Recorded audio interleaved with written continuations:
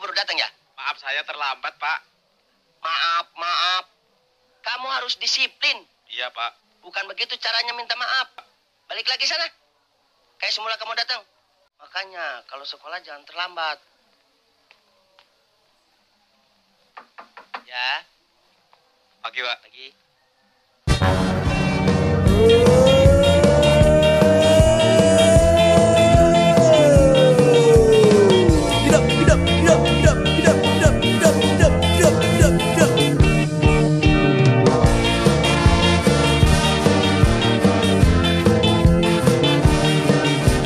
Halo, apa kabar kamu semua? Salam hangat dari saya Lupus dan salam manis dari si Lulu. Alur cerita film kali ini, Lupus akan kocolin film dari grup lawak legendaris Indonesia yang bernama Jayakarta Group. Di era tahun 70-an sampai 80-an akhir, banyak bermunculan grup-grup lawak seperti Bagito Group, Kuartet Jaya yang di dalamnya ada Ateng dan Iskak, Warkop DKI, dan tentu saja Sri Mulat. Nah, ikon dari Jayakarta Group yaitu Jojon yang mempunyai ciri khas tersendiri. Di film ini Jojon ditemani oleh Uuk, Suprapto, Cahyono, dan Edi Gomblo. Film ini pun rilis di tahun 1981 dengan judul Apa Ini Apa Itu. Oke Cing, biji mana keseruan dari mereka di dalam film ini? Yuk jangan kemana-mana, tetap stay anteng, cicing, ngejedok, mindel bae, so ondeng di channel ini.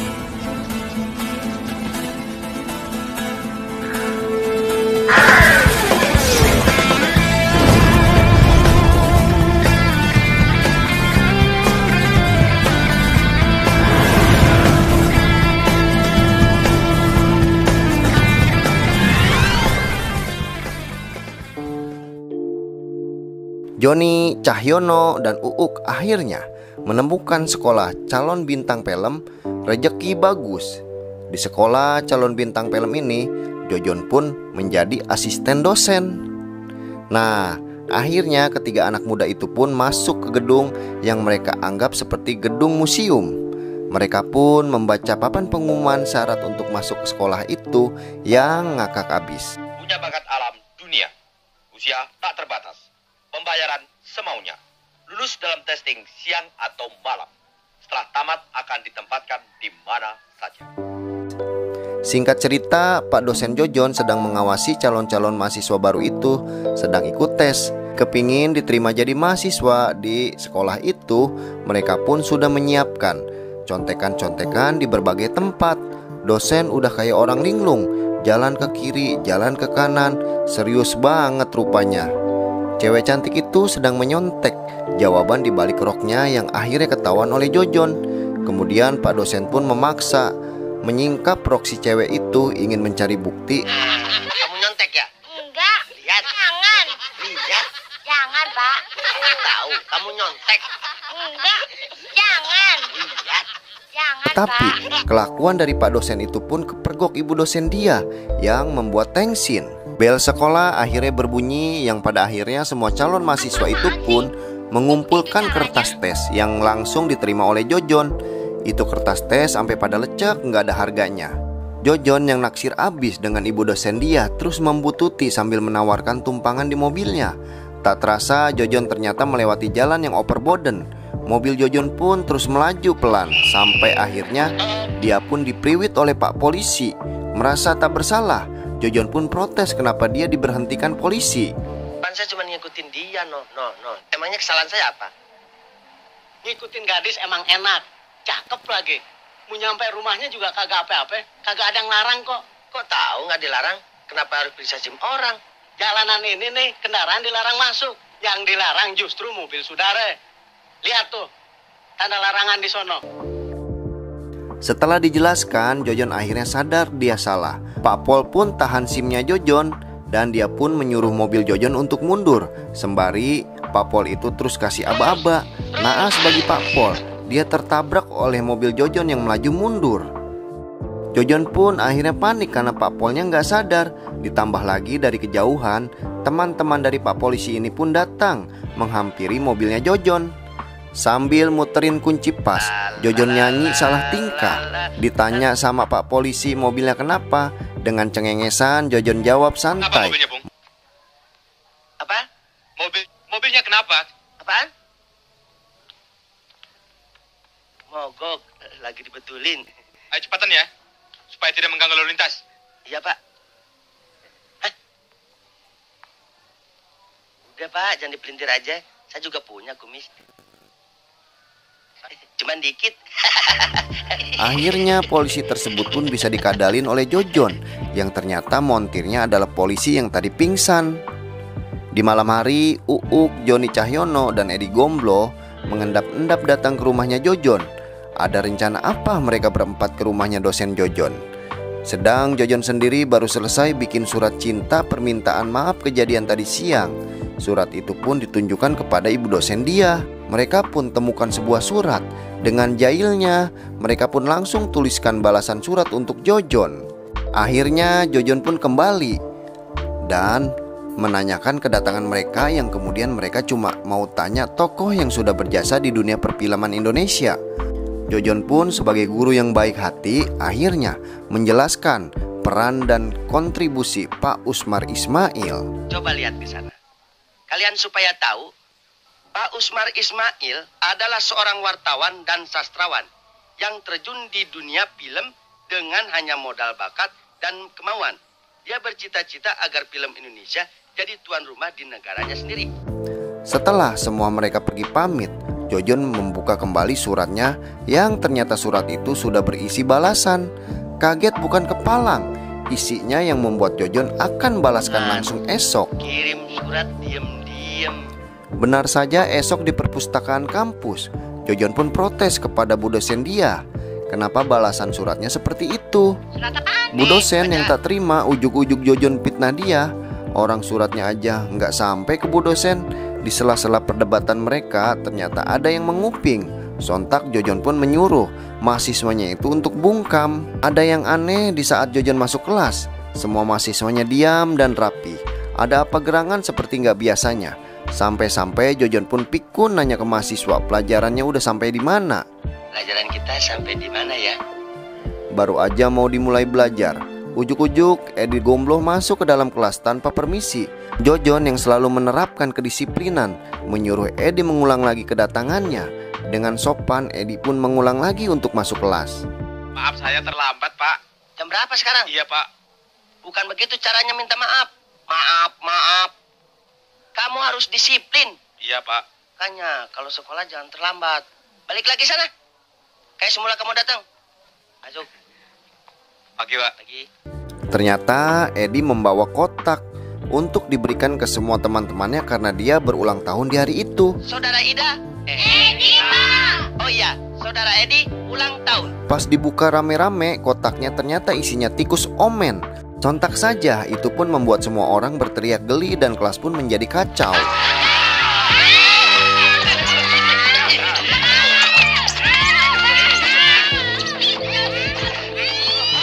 Edi ternyata anaknya rajin belajar ya. Bokapnya Edi berjualan bubur kacang ijo. Di waktu itu bokapnya menyuruh Edi berjaga sebentar karena bokapnya mau beli gula. Jojon ini adalah langganan bubur kacang ijo di tempat bapaknya Edi. Siang itu pun seperti biasa Jojon mampir untuk makan bubur. Edi pun langsung sigap menyambut dan melayani dosennya itu. Di balik makan bubur, Jojon ternyata ada niat mau bilang bokapnya Edi untuk lebih mendidik anaknya lagi lebih keras karena sudah keterlaluan. Sayangnya Jojon malah bilang hal itu ke Edi yang menyuruh untuk bokapnya cepat-cepat datang. Mau ngapain sih, Pak? Kamu kan sudah besar, sudah dewasa. Saya mau kasih tahu, biar ngajar kamu lebih keras lagi. Jangan kayak kemarin, main-mainin saya dengan tikus putih. Kalau begitu Bapak tunggu di sini, saya susul sebentar ya. Udah hampir 1 jam menunggu. Baik itu Edi atau bokapnya belum juga nongol. Sirine mobil Pol PP mengaung-ngaung dari kejauhan. Para pedagang di sekitar sudah ribut dan merapikan dagangannya cepat-cepat pergi. Sedang lapak bubur kacang milik bokapnya Edi yang lagi ditungguin oleh Jojon anteng ayam aja. Tak taunya gerobak itu pun diangkut ke mobil, plus Jojonnya juga yang dikira petugas adalah penjualnya. Tidak berapa lama Edi dan bokapnya pun nongol, susul Jojon dengan berlari di jalan. Esok hari Jojon pun lupakan urusan kemarin dengan makan mie di kantin dengan lahap sekali. Lagi-lagi Edi kerjain dosennya itu dengan menelepon mengaku ayahnya ibu dosen dia yang memarahi Jojon waktu ke rumah ketahuan cemak-cemek anaknya. Kamu kemarin enak-enak ya pacaran sama anak saya ya. Awas ya. Apa disemak-semak? Cuma duduk-duduk aja, Pak. Cuma nyenggol-nyenggol doang. Ternyata ibu dosen peka dan mengetahui Jojon lagi dikerjain oleh mahasiswanya. Ibu dosen pun kasih kode ke Jojon bahwa dia lagi dikerjain. Di saat Edi yang lagi ngecobrak terus ngomelin Jojon, nggak taunya Pak dosen itu ada di belakangnya. Tak tanggung-tanggung, Jojon pun langsung kasih ulti ke Edi. Hubungan Jojon dan Budia dosen udah sangat serius menuju jenjang pernikahan. Mereka berdua mendatangi toko furnitur untuk nyicil barang-barang kebutuhan rumah kelak. Ada Jojon, di situ pasti ada Edi. Diam-diam Edi mengumpat membuntuti Jojon. Target Edi ialah dompetnya Jojon. Setelah berhasil sikat dompetnya, Edi pun bersembunyi di lemari yang dibeli oleh Jojon. Tukang yang angkat lemari itu nggak kuat karena berat banget. Pas diperiksa ternyata di dalam ada orangnya. Edi pun langsung kabur becir karena badannya besar. Edi akhirnya ketangkap oleh si tukang beserta Pak Hansip setempat. Karena kasihan lihat Edi, Jojon pun berpura-pura agar Edi selamat. Dialah yang menyuruh untuk mencopet dirinya karena Jojon seorang dosen di fakultas akting. Tapi Jojon pun menyuruh Edi untuk memberitahu ortunya untuk datang ke kampus esok hari. Disaksikan oleh bokapnya, Jojon pun menghukum Edi. Setelah puas menghukum mahasiswanya itu yang nakal, bokapnya Edi ternyata minta ganti rugi. Apa yang membuat Jojon harus ganti rugi dikarenakan karena disuruh datang ke kampus. Bokapnya itu tidak dagang bubur, jadi Jojonlah harus yang membayar ganti rugi. Pulang sih gampang, Pak. Memenuhi panggilan Bapak, 1 hari saya tidak dagang. Coba saja Bapak pikir. Dari mana saya dapat uang, Pak? Macem-macem aja. Nih, anak sama bapak sama gilanya. Benar-benar tidak ada urusan privat antara Jojon dan Bu dosen. Mereka, Uuk, Joni, dan Cahyono pasang penyadap di ruangan dosennya itu. Acara healing Jojon dan Bu dosen pun dimata-matai oleh mereka. Di waktu itu Jojon sangat senang dan bahagia, bagaikan dunia milik mereka berdua plus Uuk, Cahyono, Joni, dan Edi Gomblo. Bagaikan paparaji yang terus intai artis besar, kamera mereka terus mempotret gerak-gerik Jojon dan ibu dosen. Sungguh-sungguh keesokan hari, foto-foto mesra Jojon dan ibu dia terpampang banyak di sekitaran kampus. Seluruh mahasiswa pun kompak rame-rame pajang foto Jojon seperti acara 17-an. Akhirnya Jojon datang ke kampus itu disambut ribuan foto dirinya dengan ibu dosen yang sedang pacaran. Bukan main malunya dia serta ibu dosen, yang akhirnya mereka berdua pun sibuk merapihkan foto-foto yang terpasang itu. Penyesalan pun akhirnya datang kepada Uuk, Cahyono, Joni, dan Edi yang telah ngerjain dosennya itu terus-menerus. Padahal Jojon gak pernah buat salah ke mereka. Mereka pun berencana akan beri Jojon kado pas besok di acara pernikahannya dengan ibu dosen. Mereka pun sepakat akan kasih kado barang yang Jojon tidak punya di rumah. Dan nanti malam mereka akan selidiki diam-diam ke rumahnya Jojon. Benar sungguh niat mereka berempat, cuma mau cari tahu barang yang tidak dipunyai oleh Jojon. Sampai masuk ke rumah lewat plafon udah seperti maling. Jojon pun sudah tak enak perasaannya, soalnya di plafon rumah terdengar suara aneh. Kalau itu suara tikus lari di plafon, suaranya udah biasa. Dan ini membuat Jojon ketakutan. Berapaan ya? Tiba-tiba terdengar suara benturan yang ternyata Cahyono terjatuh. Untuk mengelabui Jojon, Cahyono pun berpura-pura menjadi bayangan dari Jojon. Apa ini?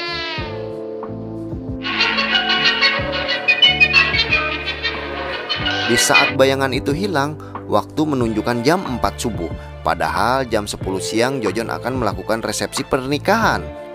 Alarm jam beker tepat di jam 12 siang. Tetapi Jojon masih belum bangun juga. Di tempat lain, keluarga mempelai wanita sudah cemas. Pengantin prianya belum datang juga. Padahal acara sudah siap. Dan Pak Penghulu pun sudah jenuh untuk menunggu.